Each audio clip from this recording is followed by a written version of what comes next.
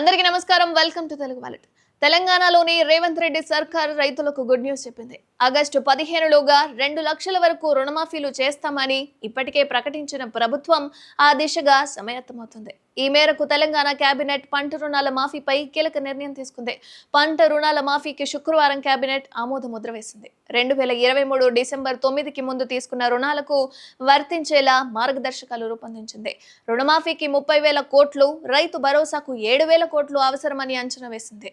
రుణమాఫీ విధి విధానాల ఖరారు, రైతు భరోసాపై చర్చ, రైతు కార్పొరేషన్ ఏర్పాటు, బడ్జెట్ సమావేశాలతో పాటు రాష్ట్ర కొత్త చిహ్నం తెలంగాణ తల్లి విగ్రహం పైన కేబినెట్ లో చర్చించారు.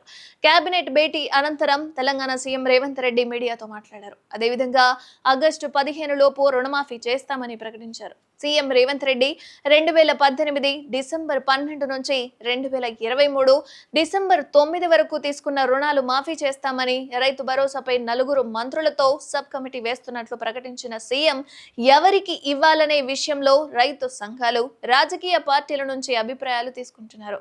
అయితే జూన్ 15 లోపు కమిటీ రిపోర్ట్ ఇస్తుందన్నారు. రుణమాఫీకి సంబంధించిన జీవోలో పూర్తి వివరాలు ఉంటాయని ప్రకటించారు సీఎం రేవంత్ రెడ్డి. ఎవరైతే ఈ సమయంలో డబ్బును తీసుకున్నారో వారి అకౌంట్లో ఆగస్టు 15 తర్వాత రుణమాఫీ అయిందా లేదా అన్నది మరొకసారి చెక్ చేసుకోండి. మరిన్ని అప్డేట్స్ కోసం చూస్తూనే ఉండండి తెలుగు వాలెట్.